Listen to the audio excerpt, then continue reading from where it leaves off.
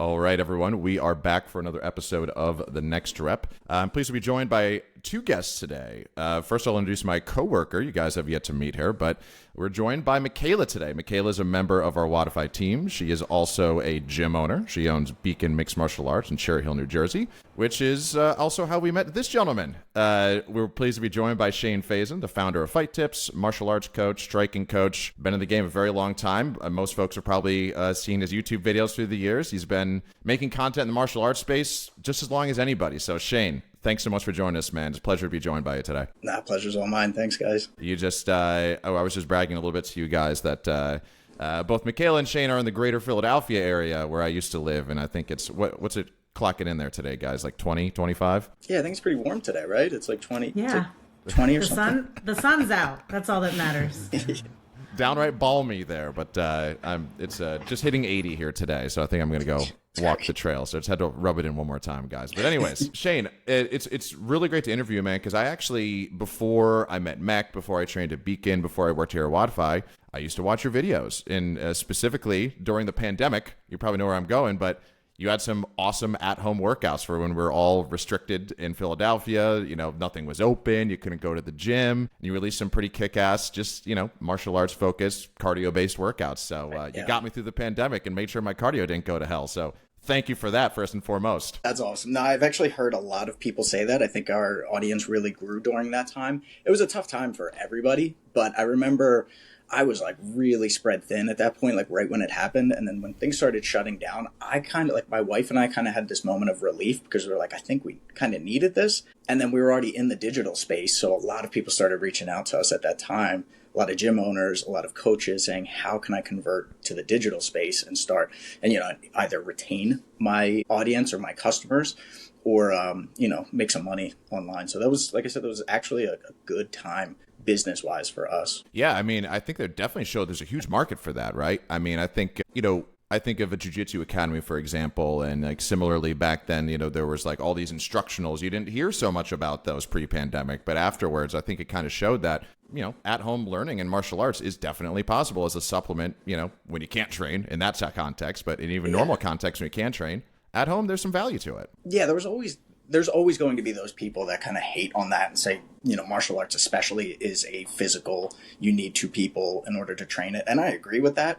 But there's also the supplemental help. And like you said, if I just need a little bit of direction to keep my cardio up, then it's super helpful. And the one thing that I always say too is like, if Bruce Lee was still around, who's arguably the biggest martial artist of our generation, you know, he would have a YouTube channel, you know, he'd be posting videos and, you know, people would be watching them. So it's like, you know, I understand why people kind of hate on it a little bit, but also don't give up the benefit that you might get from watching some videos. Absolutely. You know, just like any skill, you know, if you're learning how to play an instrument, you know, there's time spent away from the instrument where you're learning your chords, you're learning your scales, you're learning the fretboard. I'm just a guitar player, so I'm very biased to that. But yeah, I think that it's the study portion, not just the action portion all the time. I'm glad you said that too, because I don't play any instruments. I'm not musically inclined at all, but I do always say that like martial arts is taking control of your body, and your body is the instrument. You're mastering that instrument that is your body.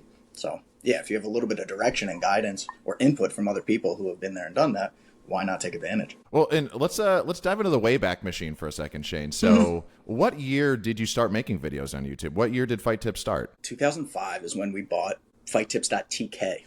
That was a free domain service. My older brother was self-taught in website design. And he was like, I really want to make a website, but I don't know what to make it about. If you had your own website, Shane, what would you want to do? And at that point, I had gotten my black belt in Taekwondo. I was training at Mekella's gym, which was, you know, back then it was Daddis. We were all training under Coach Brad Daddis with Bob Peach and all of our other teammates over there. And that's what I was fascinated in. That was my obsession, and it has been ever since. So I said to him, you know, I would probably make it tutorial videos on martial arts and street self-defense videos. So this was even before I had a camera. It was all just text-based. It was a message board. And we had people from all over the world because there wasn't many other websites out there, especially in this genre. So we had people from all different disciplines coming in. There was a lot of fitness people, calisthenics people, gymnastics, and of course, martial arts. So that's how it got started, was back in 2005. And then we just stuck with it. Then, you know, the message board was all text-based, but people were saying, Shane, you seem to know a lot about Muay Thai and Taekwondo. You should get a camera and upload videos. Same year, YouTube came out, and in order to save on bandwidth, we started uploading to this new website called YouTube, not knowing what it would turn into. The term influencer didn't exist.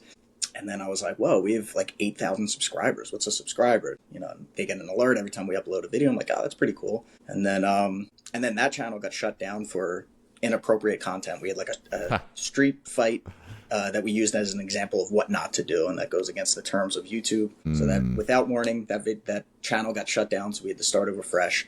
And that's why I believe the YouTube channel right now says it started in 2007, but we did actually have one 2 years prior to that. 2005, man. Everything was in its infancy back then. Not just YouTube, but also martial arts in general. I was in its infancy in terms of it existing, but maybe in terms of like its commercial success. For sure. I'm fascinated to ask you this question. I just spoke to a coworker of ours. His name's Chris Mierzwak. He he fought in Bellator, has a black belt in jiu-jitsu, been in martial arts just like yourself, pretty much his whole adult life. And I asked him this question. I'm fascinated to ask the same to you, because now martial arts, the UFC, it's as mainstream as it gets. I mean, quite literally, there's going to be a card on the White House lawn this summer. Like, we are now mainstream with this sport. But when you got into it, it was anything but.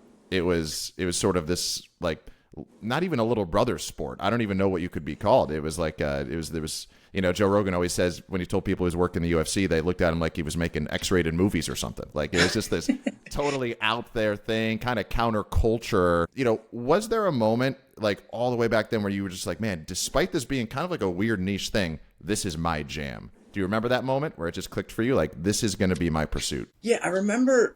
So, like, the way I got into UFC specifically, like, I was into martial arts. I loved Jean-Claude Van Damme movies. But then I remember my grandfather would tape the UFCs that he would buy pay-per-view, and he would give it to my dad, and my dad would give it to me, and I would watch them. And I would watch the same ones over and over and over again. So I remember like watching Matt Hughes fights and Tito Ortiz versus Chuck Liddell. And those were the matches that I would like study, and Nick Diaz versus Robbie Lawler. And I think since, you know, fist fighting as a kid was kind of common growing up in Philadelphia, it was like this was the edge that I had against the older, bigger kids, because I was never a big kid. I didn't grow until I was like 15. I was tiny. And I was like, yeah, if I could have some sort of edge that would level the playing field against these bullies of the neighborhood, that was it for me. And then I just got obsessed with it and just watched more and studied more. It's very practical. You're like, I have an actual need for this. I'm in Philadelphia. The streets of Philadelphia can get rough and tumble. So I like that there is a practical need behind it. Yeah, exactly. I'm curious too, Shane. Does part of you miss? It's a weird question, but bear with me. Yeah. Does part of you miss the counterculture part of it? Like, is it too mainstream now? Are you kind of like, I miss when this was kind of that niche thing that only 2 bars in town showed, or, you know, your one friend would buy the pay-per-view and everybody would jump it, you know, go into their basement to watch the fights. Like, do you miss that element of it? Is it a little too popular now? So I'm working on a video right now, and I'm going back and forth on the exact angle that I'm going, but I'm kind of talking about this topic that you're bringing up here. I mean, like, listen, so like, growing up, I would be upset if I saw someone wearing my favorite band's t-shirt. I'm like, oh no, they're selling out. Now I can't listen to them anymore. And then I realized, like, that's just me being insecure. Why do I have to be unique and different from other people? So no, I love that these athletes, who I think are the best athletes in the world, are getting the recognition that they deserve. The sport and martial arts is getting the recognition that it deserves. There's certain powers that be right now when it comes to sponsors or certain influencers and directions that's pulling or swaying what the general public thinks about MMA that I don't love. Yeah.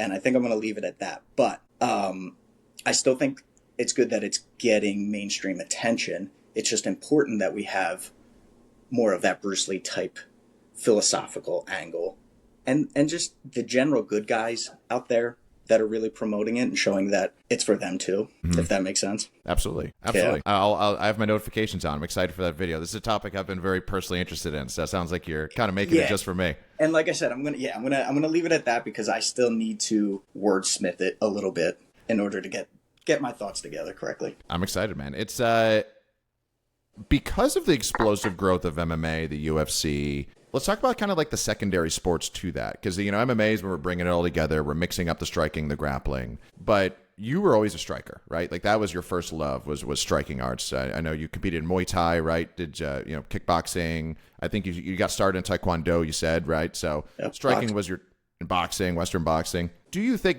setting boxing aside, boxing kind of has like an established audience? They've it's been pretty commercially successful. But looking at kickboxing, Muay Thai, Jiu-Jitsu, do you think that the space is big enough for those to grow as well? Do you think it's always going to be the UFC at the top and sort of these like, for take a phrase I used before in the episode, little brother sports? Or do you think there's a world where they can grow to maybe even compete with the UFC in terms of the athletes? Like maybe somebody doesn't go right to MMA to like, there's real money or opportunity in Jiu-Jitsu or Muay Thai, and I can go in that direction as well. Yeah, I mean, if you look at it on a global scale, the UFC is watched and is the biggest martial arts or combat sport, but only in certain countries. But if you look at places like Thailand and other Asian countries, Muay Thai is the biggest sport in Thailand. It's the country sport.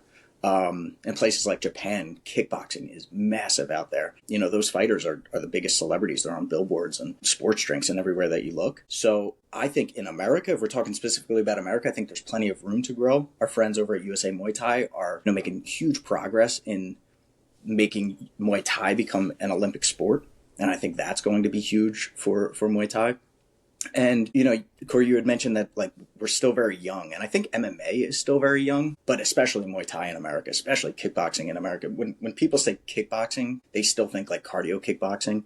They don't actually recognize like what kickboxing is. Like to me, kickboxing is an umbrella term, and underneath of that is Taekwondo and karate and Muay Thai and all of these different K1 combat sports that happen to have punches and kicks and knees and elbows within certain areas of those. So I think this was your question was, is there room for it to grow? And I think absolutely. Like there's a lot of companies from One Championship to even the UFC has talked about having an arm that is just Muay Thai or just stand-up striking, because there's so many people who change the channel when an MMA fight goes to the ground and it's grappling, because to the uneducated eye it is boring. And it was even for me until I started training with the people over at Beacon.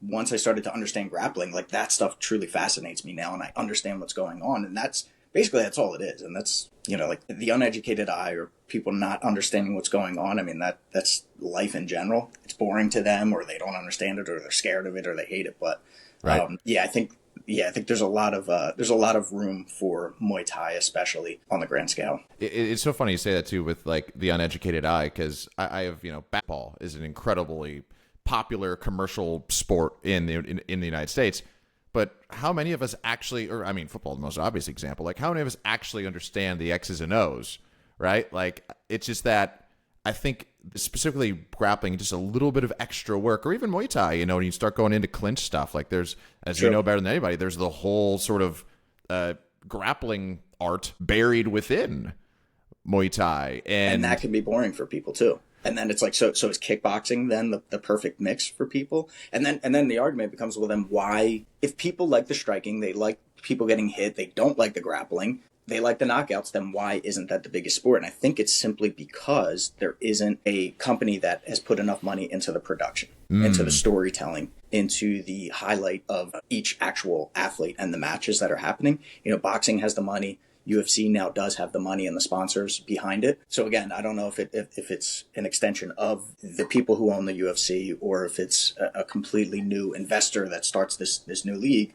We'll have to see what actually happens. I have this grand conspiracy theory. I don't even know if that's the appropriate terminology, but wading into It's a good buzzword. It is.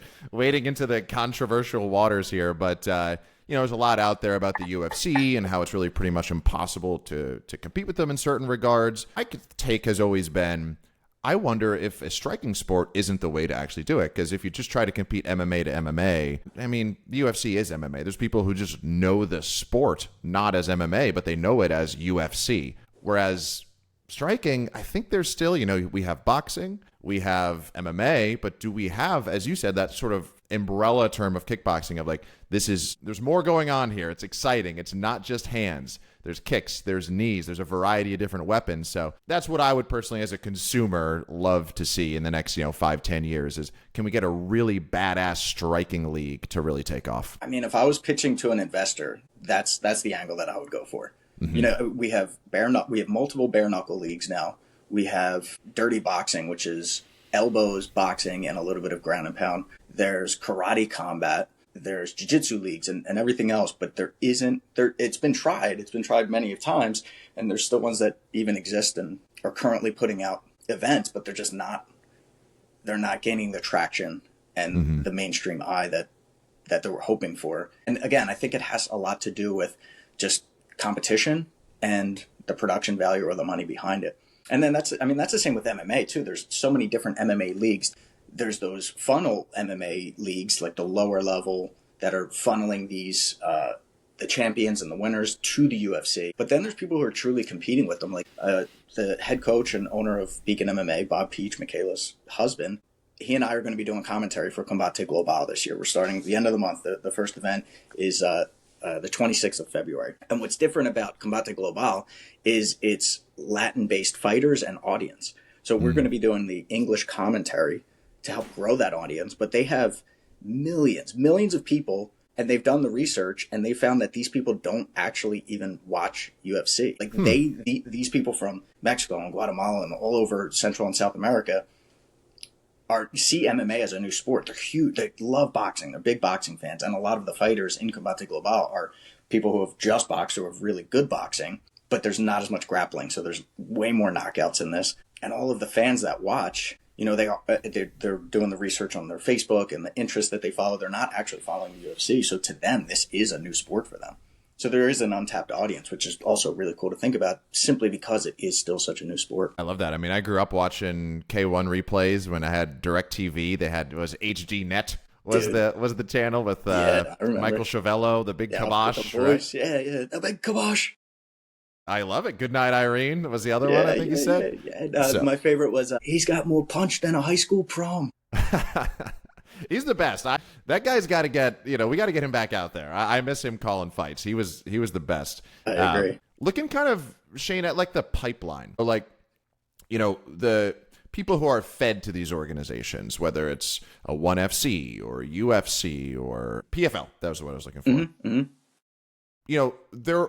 They're kind of downstream. So like you can learn jiu-jitsu commercially, right? Like jiu-jitsu is a really good commercial model. Lots of jiu-jitsu gyms that are successful.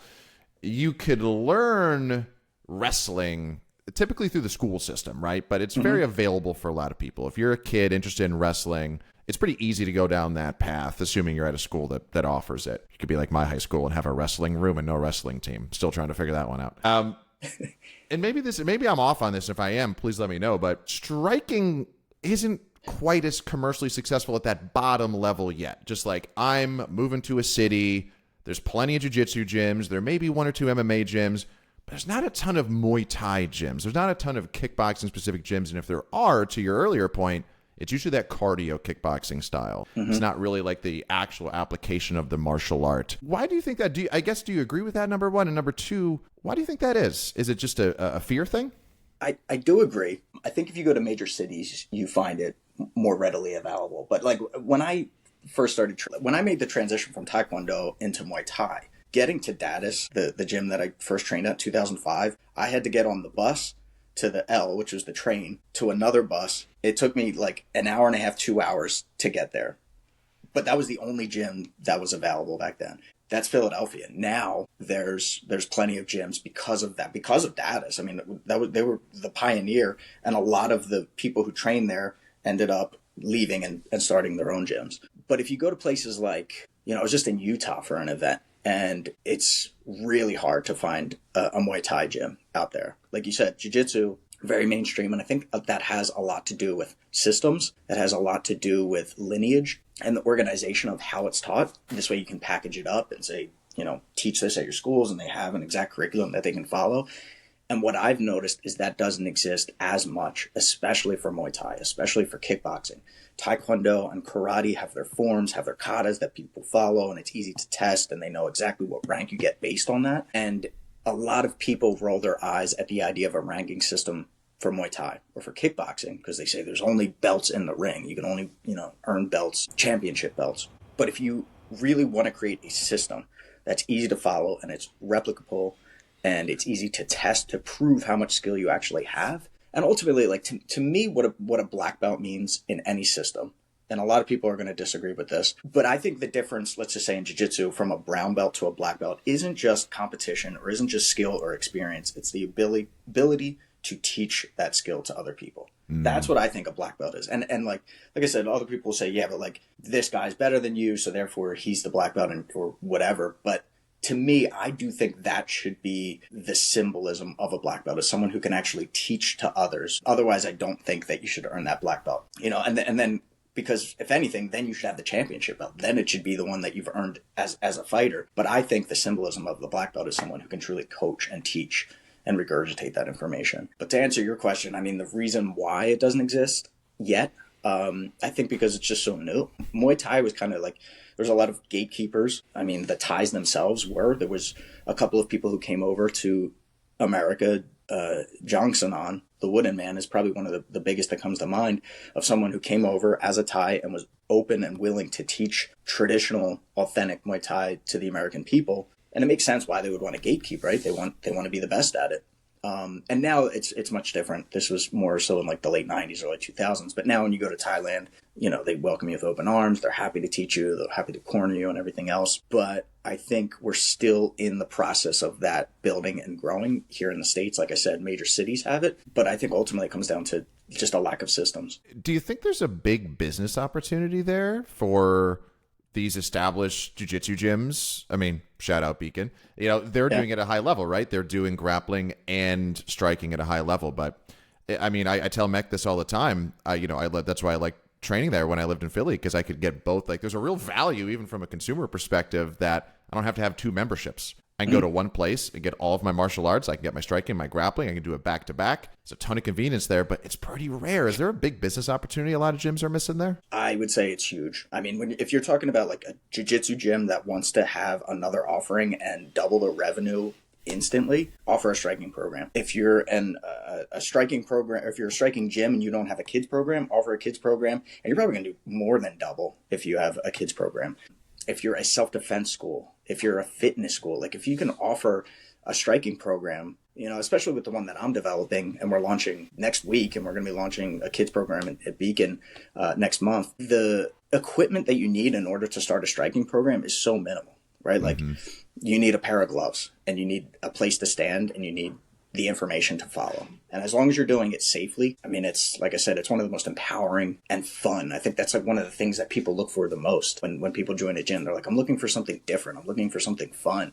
And if you can also learn self-defense through it while getting in shape, to me, it's a no-brainer. But yeah, absolutely. I'm really excited to launch our new program. I love to hear that. Yeah, I mean, and to your point about just the economics of it, I mean, you know, I was fortunate to take your class a bunch of times at Beacon, and we had awesome classes that we wouldn't even touch pads. You know, we would do Dutch drills, we would do partner drills, we would do forms. Like there's so many tools in the toolbox besides just murdering pads all the time. And, you know, I'm a guy who likes to murder pads, and I've always often been told by my coaches, you know, okay, cool. That's not everything. You know, there's plenty of more to do skill wise. So to your point, I mean, everybody gets some cheap gloves and you're off to the races with your striking program. Yeah. And I get that. Like I love pads too. And I understand why people love it. It's a great stress reliever. It's a great workout. There's something very addicting about the sounds of cracking pads. Sure are. But like, if you don't have a good pad holder, or it's not realistic, or again, if you just don't have the proper information of how to do the drill correctly, it can become redundant or it can get boring after a while. And that's why I like to just offer some variety in classes too. Like with me, it has to come down to, is this realistic? Is it safe? Is it going to make you a better athlete and just understand the sport better? That's the lens that I see everything through. It would be easy to just put on pads and you do 50 punches and then you switch and you do 50 punches. And if that's what you're looking for, that's awesome. What I would recommend is getting a heavy bag and installing that in your basement. That's perfect, right? But if you truly want to understand the sport, understand range and angles and set traps and the psychology of making people break under pressure without actually even hitting them, like that's the stuff that truly fascinates me. And I think that's what really got me into striking over jiu-jitsu, at least in the beginning of my career, was like the puncher's chance. You know, like let's just take like a self-defense scenario. If you were to get in a street fight with someone, and even if you're trained, let's say you've been training boxing for 10 years and you go to box this person on the streets, that person, even if they're untrained, still has a chance that they could knock you out. If they close their eyes and just throw a Hail Mary of a punch, there's a chance that they could catch you. But then what I really started to love about jiu-jitsu was there's no such thing as a grappler's chance. Like, they're not going to accidentally or get lucky and put you in a triangle. There's different steps to get there. And if you're trained, there's different steps for you to prevent that from happening. And then I was like, oh man, this is like, to me, like grappling jiu-jitsu is like the perfected art for the human body.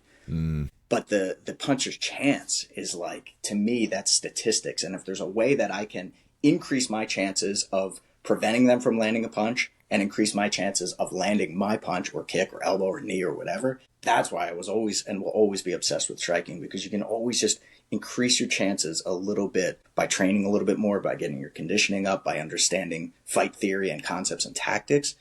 To me, and again, I'm going on a rant. This is just martial arts in general, and this is why I love it so much. Well, how do you feel about the stake? It's kind of going back to what we were talking about before with like the feeder systems, right? Like, people can only train what's available to them out there in the marketplace. And what I've seen, and this is just a personal theory, again, if I'm off on this, I'm super fascinated to hear what your take is. It seems like you go through every champion right now in major organizations, and it's a lot of grapple first guys. It's a lot of wrestling. It's a lot of this sort of like Dagestani sort of influenced. It's just like the NFL when there's a hot offensive coordinator who has this system. Everybody takes that system and starts running it with their team. And to me, it feels like 10 years ago, the level of striking kind of was, maybe it was just more exciting, but I don't know. You have some guys, you have, Alex Pereira, amazing striker, but there's not a lot of really like high level striking going on, I feel like, relative to what used to be. And I'm worried that's a result of the feeder system being very grapple heavy. Am I off on that? I think the way that I see it is let's just take the UFC. The fighters and the champions, it really does come in waves. My coach, Bob Peach, often talks about how like leg locks are really popular now, but leg locks were also really popular when he first started training in 2004, 2005. And then we started to see Anderson Silva get the Muay Thai clinch on Rich Franklin, and everyone was obsessed with the Muay Thai clinch. And then we started to see more boxing heavy stuff from Frankie Edgar. So then it was like the boxing wrestler. And then this guy named Conor McGregor comes onto the scene, and everyone likes his style of karate, sniper, striking style. And then you have Israel Adesanya, and you have Sean O'Malley. And these guys are just like switch hitters. They're able to dictate and control the range really well. And then striking was really big. And then, like you said, then you've got the Khabibs and all the Dagestani guys that now are really big right now. But I think it really is just going to come in waves, and we're going to see maybe a really good grappler that can weather the storm of the wrestler or catch him, or maybe it's a really good striker that can prevent the takedown and catch him with punches on the way in. But I think right now we're just in that era that it's very grappling heavy. And I like to think that it's just part of the evolution. Like we're never going to reach a ceiling. It's always going to change. And that's the stuff that fascinates me most. Do you think we've reached a point in that evolution where there is now actually an art called MMA? Like, do you think we've reached that point? Is it still just a combination of things, or does it actually, is it its own thing now? Yeah, I think that happened quite a bit ago. I think like the first 12 UFCs were really trying to find which style is the best, and it kind of was like that Mortal Kombat approach where it's like, is it the boxer, is it the wrestler, is it the sumo guy? And they were trying to find what's the best. And then after a while, people were like, well, I need to take a little bit from everything and find what works for my body type, my style. So yeah, I think that started to happen a long time ago. Now, gyms, I think, are still, an MMA gym is, a lot of them are trying to still figure out what that means to teach MMA. Does that mean that they have a Muay Thai class, a jiu-jitsu class, and you're supposed to come to those individually? Do they have a cage wrestling? Do they have a Muay Thai clinch class? Like, we offer all of those at Beacon, because these are each individual skills that if you don't know how to fight off of the cage, where so many takedowns happen in MMA, then you're going to get taken down against the cage, and then you're not going to be able to get back up, and you're going to get beat up, and you're going to get submitted or ground and pound finished. So I think that's still very new for the MMA gym, and trying to figure out how to truly teach MMA as an art form and not just compartmentalize each different style, bridging the gap. I think that's where the actual art of MMA is. Yeah, I remember reading about back in the day when Luke Rockhold was the champion. They talked about like his thing was being so good at those connection points, like bridging from the striking to the grappling, going back to the striking, going over the wrestling. Like he mastered those transitions at his peak, which is what made him elite. Like, and obviously he's a great striker. He's a lot of other things, but his truly elite skill was mixing it up, right? Yeah. To actually get to those transition points. And I think to your point, that's kind of just further evidence like, oh, this is its own thing now. This isn't, the movie that was all Oscar nominated, Smashing Machine, right? Like people can watch that movie and see what it used to be like, where it's like you could just have one skill and ride it to the top, but you can't really get away with that any longer. Yeah, and I think that's like you were talking about the Dagestani wrestlers, like the threat of the wrestling allows their striking to be really, really high level. Like when Khabib and Conor fought, Khabib on paper isn't as good of a striker, but he was the one who faked the shot and came over top and landed that right hand that knocked Conor McGregor on his back, and he rolled all the way to the other side of the octagon. Yep. It's because of that. It's because he's able to transition and threat the wrestling that you have to respect it so much that you drop your guard and your face is exposed, and now here comes that right hand. So it's like, yeah, like in a way, maybe he's the better, well, I would say he is. He's the better MMA fighter over Conor McGregor. Right. Yeah. And let's kind of zoom out from a business perspective here, Shane. You just said you were kind of working on some systems, some programs. You mentioned just starting up this new kids program, having like a system for striking, just kind of the same as there is with grappling. If that is the answer to my question, that's totally fine. I want to dig into it, but I'm curious. You've done a lot of seminars, a lot of teaching. You've been in a lot of gyms, a lot of martial arts businesses. Is there something after having been to all these different, locations and businesses that you just want to scream from the mountaintops to gym owners? Like, please do this differently, whatever that might be. Does something kind of stand out? When it comes to MMA gyms, we'll start there and then we'll zoom out a little bit. A lot of people are still teaching based on what happened the previous weekend in the UFC fights, what they saw on Instagram. And I was that person too, right? Like I would be the one who's driving to the gym in the parking lot going, what am I going to teach today? And trying to figure it out. And to me, it's very apparent when coaches do that and there's no real organization to their curriculum. The best way that a student is going to learn and that you're going to grow as a team is if you, all of your coaches and all of your students know exactly what they're going to teach a week, 2 weeks, a month prior to doing that. And then they can go back a week later, 2 weeks later, and reread or watch the videos and make sure that the information sticks. Everything has to be progressive to me, like my way of teaching, because you're always going to have different levels in the class. You're going to have people who understand this or this part just isn't making sense to them. So I would say the short answer is organization.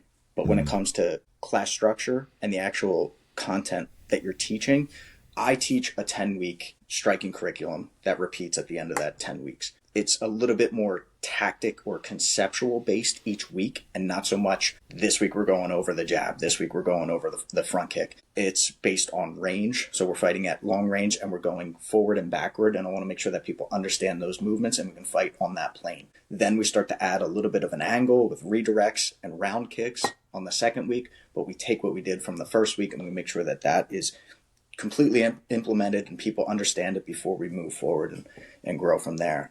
And I think, I can't speak as much because I don't go to as many CrossFit or fitness gyms, but I would say that's the number one thing that is missing from MMA gyms. Shane, how do you feel about us using the systems in jiu-jitsu for our beginner program? Does it align with how you do your striking curriculum with our techniques? Yeah, I took so much inspiration from that curriculum. Coach Ryan Palermo, I semi-jokingly say it to him at the end of every class, but I always go, it's another perfect class, Ryan. Because like the way that he teaches in threes, it'll be grab the lapel, break the posture, grab the ankle. And it's not information overload. We're able to remember in threes. He usually uses 3 words to explain things. And he does that every single class. The rate at which we progress is perfect. I don't think it's too fast or too slow. I see that everybody in the gym understands it. And the coolest thing to me is that every blue belt, because I'm a blue belt right now, every blue belt that I roll with is like equal level skill. And it's all the same challenge. And the purple belts are always going to be better than me. And the brown belts are that much better, So it's like everyone seems to be at the same skill level. And I credit that to the curriculum. And I would expect a question for both of you guys on this one, but not only does having that defined curriculum I would hope, increase the learning comprehension of the students. Like, that's really first and foremost. Like, are they learning what they're paying us all to learn?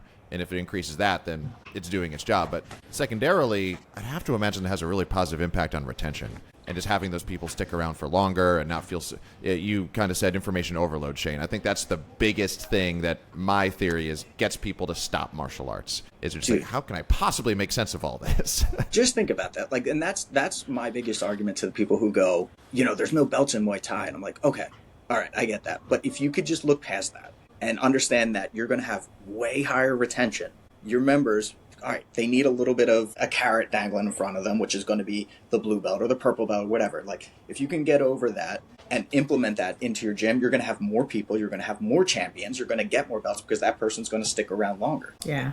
And those gyms that don't implement it or that say those things are struggling. It's unfortunate. I really wish it could be that. I really wish I could say, like, yeah, like, cool, like, you guys fight, and everyone else who doesn't fight, they got to find another gym. But then guess what? Like, fighters, not only do fighters not bring in money, fighters cost the gym money. People don't realize that. Like, it's so true. Like, like, if you have a fight team, that's a passion project. Mm-hmm. Even if you have a Conor McGregor on your fight team and he makes it to the top, why is Conor McGregor still doing all these endorsements? Why is Conor McGregor's coach doing all the endorsements and working? Why is he in the gym 8 hours a day still? Why is he doing all these other projects in order to make money? It's because, like, that, it's not a lot of money, and people just the fame and the cars and the lights, people get caught up in that, but that's not what keeps the lights on in your gym. Yeah, I would agree with that. And with utilizing these systems, of course, it's helping with that retention, and it's building that better relationship with your athletes as well. So we have a lot of competitors at our gym, but we also have hobbyists, day one athletes, people that have never done a martial art, and this is going to help them, see their progression when they are starting any type of martial art with us. That's a good point, Mek, that, like, community building is a really big aspect of having a competition team, right? Like, we've got Vashon Mack, he's 10-0, 5-time national champion. He's got a match coming up on the 21st. The team's going to show up for him. They're gonna all wear their Beacon gear. They're all gonna make noise for him, and then afterwards, they're all gonna be super excited after he knocks his kid out to train with him on Monday because he's gonna be back in the gym, and that inspires them to do this. Even if they don't want to get in the cage, they're excited to say that I was a part of that guy's camp. Yeah. Even if I didn't spar with him, I still was able to provide a little bit of energy. I was able to clap. I was able to be there and be a good teammate in sparring or in class and train alongside of him. I think that is, like, yeah, for sure. I always try to share that with our new students that get intimidated when they see our competitors in class. And I'm like, look at that person over there. That guy's 74 years old. We have a 74-year-old that trains Muay Thai with us to this day, beat colon cancer. I'm like, if he can do it, we can all do it. And I think that helps with that community building, that retention, for sure. And also, Vashon is the one who grabs the broom at the end of class and starts sweeping. And I always say it. I'm like, yo, why is the 5-time national champ sweeping? I'll tell you why. Because he's disciplined and because he respects the dojo. If you guys want to be a champion too, grab that broom before he does. Run over and grab that broom and start sweeping at the end of class. I always remember this, like, lasting image of Cain Velasquez. When he was at AKA, he would always mop the mats. Yeah. That was his thing. Because they, it's been a long time. I might be rough on the details of the story, but from what I understand, he kind of was a walk-in. Like, he had a wrestling background. It's like, what do I do? There's no wrestling leagues for me to join. So I guess this is what I'm doing now. And they built him up into a world champion. So, I think it's kind of indicative of that underlying level of commitment and just level of love of the game, right? Like, if they're not willing to do that, are you in this for a transactional reasons? Because as you said, Shane, there's not a lot of money until we get to the very, very top. So that's probably not a great reason that's going to be powerful enough. The sooner that you recognize that, the sooner that you truly benefit from it. Like, it's the idea of the way, the journey is the destination. But yeah, I've had some heated arguments with people who are very against the idea of grabbing the broom or grabbing the mop. I pay my monthly dues. I'm paying for a clean gym. I shouldn't be the one that's doing it. And I really try to explain it to them that you're doing yourself a favor by doing. It's not, and it's like, even if you get a chance to then talk to the coach because you hung out a little bit longer, that's your payment right there. And once you start to say things like that, then it's like, okay, yeah, like I understand. It's like, I don't know. Some people are just going to be vehemently against the idea of doing it. But I think if you just give it a try and you start lending a hand a little bit more without any expectations back in life, good things will start to happen to you and your tribe, your community. Shane, do you think that competition is an essential part of that community building for a gym? Like, it can be done without it, I'm sure, but is that kind of the cheat code to building a great one? What I think, and developing this IKS program, which is the International Kickboxing System that we're launching, a youth to adult program, what I really think is that it's not necessarily competition. Well, I guess it is, but it's not going and competing at a tournament. But I do think the level of sparring or rolling is what helps with retention. It's what helps set goals. It's what challenges people and gets them outside of their comfort zone. Because you could take a class, and let's just take my curriculum, for example. It's 10 weeks. If you know what to expect every 10 weeks and you've been doing it for years, even though it does change, there's a level of comfort where, I'm going to go in. I know the class is 60 minutes long. I know the format of warm-up and drills and cool down and what have you. But what you'll never totally be able to predict is what happens in a roll or what happens in sparring. And that's always going to keep things fresh. So I don't think you necessarily have to, sign up for a tournament and fight or roll. But I think challenging yourself and sparring is what will, because so many people, I'm going on a bit of a rant here, but so many people say that if they have kids, when they turn into teenage students, that's when you lose them. That's when they want to just go hang out with their friends. They're not interested in wearing the gi anymore or doing the forms anymore, and they think it's corny and they just want to whatever. If you have that element of sparring, that's going to constantly humble them and constantly challenge them. And I think that's what really needs to be added to your program if you're missing it.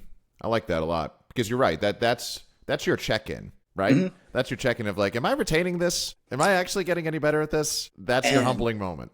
And I will say, I constantly joke, like I work individually with, because I have a gym here at my house. So I work with 10 to 13-year-olds. And the ones that want to spar will go to boxing gyms and like Philly boxing gyms, high level, high skill kids that have been doing it their whole life. And they know that is their life. And that's their only way out of that neighborhood. And they go in and my kids will get, it'll be a rough night for them. And afterwards, I'll say that to them. I'm like, you're training with the best. And without that girl that just beat you up is ranked number 2 in the nation. And you stood there and you didn't quit. And guess what? The same thing's going to happen next time we come back. You might feel a little bit better. You might land one more punch than you did last week. Sparring isn't fun for the first 10 years that you do it. You might have like not even a good round within those 10 years. You might have like one good exchange where you go, wait, I think I'm actually getting better. But you're going to have a lot of moments where you're like, this isn't for me. I'm not good enough. But that, again, that's the process. That's the stuff that you got to fall in love with. Nothing in life is easy that's actually worth it.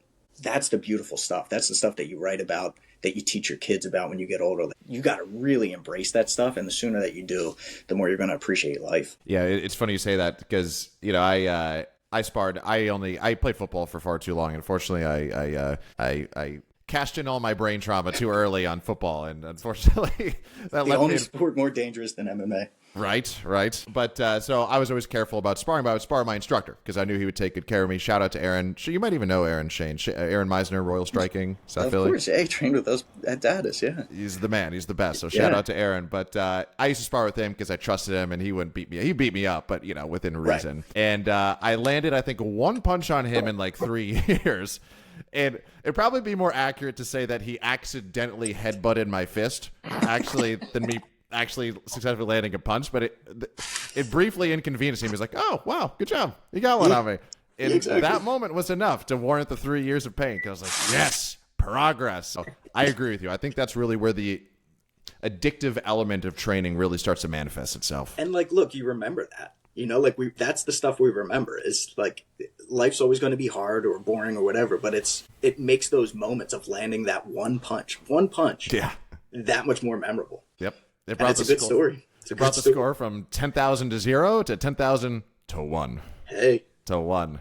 Hey, he's not undefeated. You got a little on him. You got something. Shane, let me ask you this. I'm really curious. Let's say you started, you moved to Toledo and you're like, I'm going to start an MMA gym or a martial arts gym in general? Because you've traveled, you've done your seminars, you've seen best practices, you've trained at Beacon for a long time, you've seen a high-level gym do it. What would you say to a gym owner? If you're starting Fight Tips MMA, or you've hired me to start Fight Tips MMA, and what are some of those best practices you've seen successful academies do? Like, what's your first couple months big needle-moving sort of action plan? Make sure the gym is clean, sterile. Make sure it smells good. It's the first thing people are going to notice when they walk in. And treat your gym with respect so that every single day that's at the top of your priority list. Have systems in place, and what that means isn't just curriculum or class format, but also expectations from your employees. And you have to have daily check-ins, you have to have weekly meetings, you have to have monthly get-togethers in order to make sure that everyone's on the same page,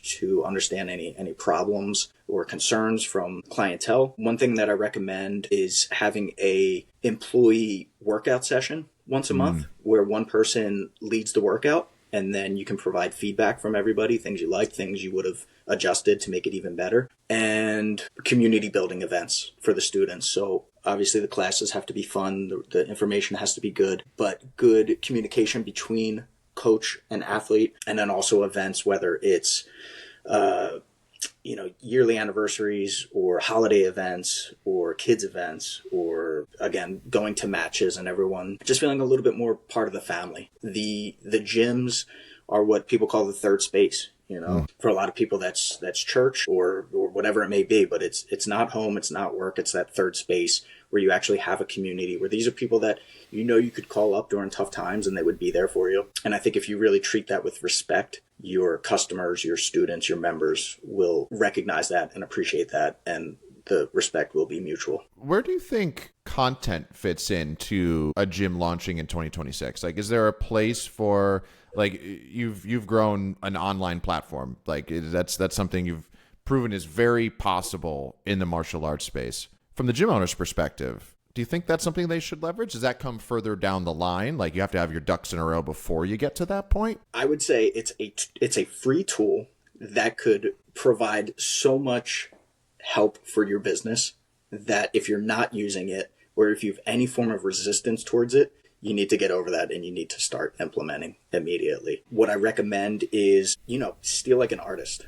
There's that book, Austin Kleon, I think, is the author, which is about exactly that. It's about looking at other books or Instagram pages and taking what works, taking what you like, and putting your spin on it. It's getting free leads, it's getting people in the door, and it's building trust is what it is ultimately. Like, a lot of people are uncomfortable getting in front of the camera, but I've heard so many people, so many gym owners and coaches say that when a prospect walks into the gym, they go, "Oh, Coach Jimmy, I feel like I know you because I watch your videos all the time." And now their guard is down because they trust them, they like their teaching style, they know their voice, they know what to expect, and then they're that much more likely to sign up and become a member of the gym. So yeah, I think utilizing your Instagram, Facebook, YouTube, TikTok, whatever it is, you have to stay consistent with it. So developing things like series are a great way to stay or avoid like creative burnout, because people are always trying to create like new ideas for video content. But if you create a series,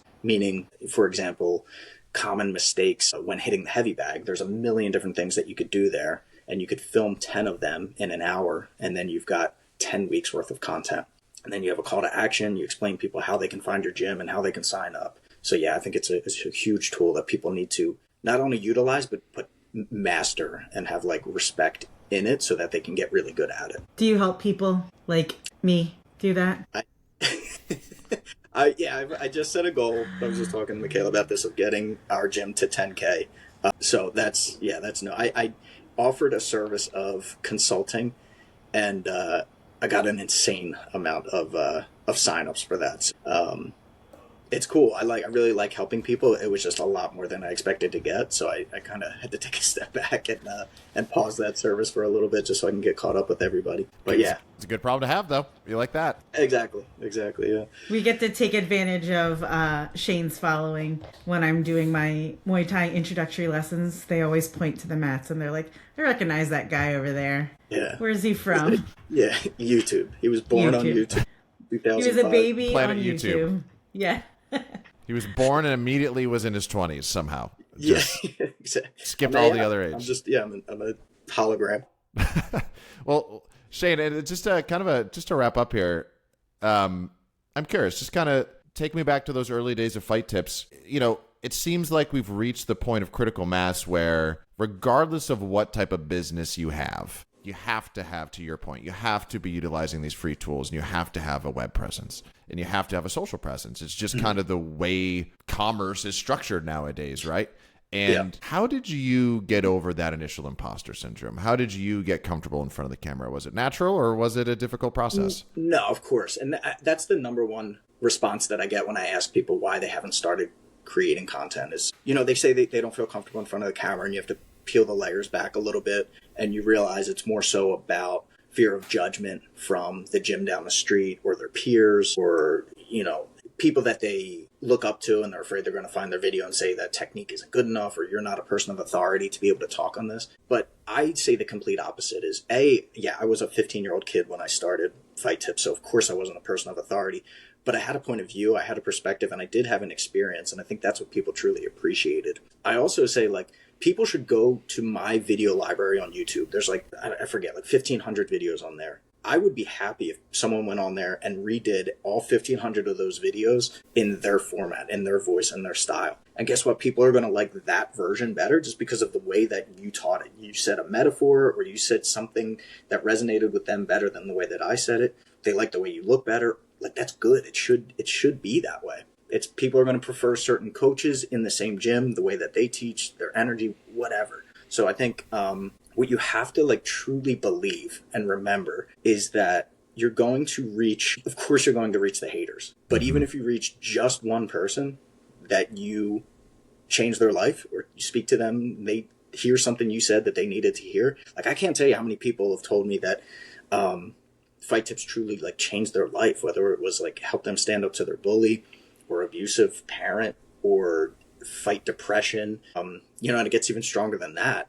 And when you receive those messages, you're reminded why you do what you do, and of course, like I said, I get millions of hate comments, but that's just noise. That's just people have their own problems and can't take things personally. But what you have to remember is that you're going to reach at least one person. And the beautiful part of that is imagine all of those people that you reach and help, how they're then going to pay it forward to other people, and that ripple effect that you create. That's why I do what I do. I love that, man. I got to say, I'm actually looking forward to our first hate comment we get for the podcast here, just because it knows that we're resonating. Something must have hit a nerve somewhere. So I told you I was doing the consulting. I just got a message from someone who sent a screenshot, and they're like, Shane, how do I respond to this hate comment? I just got my first one just today. And I just responded and I said, congratulations. That means you're doing it right. You're doing it right. And most of the time you get those hate comments, and it's just, I did an interview with Greg Jackson, one of the best MMA coaches of all time. And he said, those negative comments, those hateful comments are a pressure release. That's people's therapy. And if that makes them feel better and that prevents them from going home and beating their kids, then let them do it. Let them drop those hate comments on your stuff, because that's what's helping them get by. So it's you can't take that stuff personally. They're having a bad day, whatever. And if you do respond to those people and you kill them with kindness, you'd be surprised. But 9 out of 10 times they respond and they go, yeah, I really appreciate that response. I was having a bad day. I'm sorry I said that to you. Yeah, that's something, man. I'm looking. One of these videos we're gonna get, someone's gonna call me a pale ginger bald asshole or something, and I'm looking forward to that. It's gonna happen. All I could think this whole time, though, Cory, is how your voice is made for this. You got the perfect podcast voice. I'm sure you've heard that a million times. Thank you. I appreciate it. The mic does me justice too. This is a really good mic, but I appreciate it nonetheless. Thank you. I accept, Shane. I accept. But Shane, this has been awesome, man. I think the mark of a good show is always when I did not ask a single one of my prepared questions. So love it, man. And very appreciative of you being here. Thank you for making the time.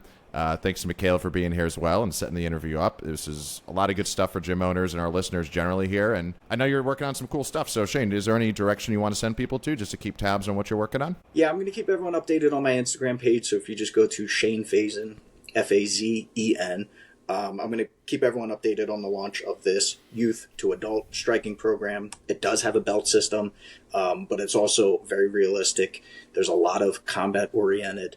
Well, everything's combat-oriented within it, but it gives people the choice. If they want to go down the path of competition and tournaments and fighting, they can. But then there's also a huge, one of the pillars of it is making sure that it's training safely. Parents are going to be appreciative of that. And we talked briefly about TBIs, traumatic brain injuries. That's something that's I take very, very seriously. So I've implemented different practices to make sure that kids especially, but adults too, are staying safe, but also learning the art of striking. So I will be sharing updates on IKS, the International Kickboxing System, very shortly. So keep an ear out. I love that. We got a ton of martial arts gym owners listening to this, so highly encourage them to check that out. And Shane, this has been fantastic, man. A lot of meat left on the bone. But until next time, we'll have plenty more to discuss. But thank you so much for making the time today. Cool. Thanks, Cory. Thanks, Mekella. Take care, guys. Bye.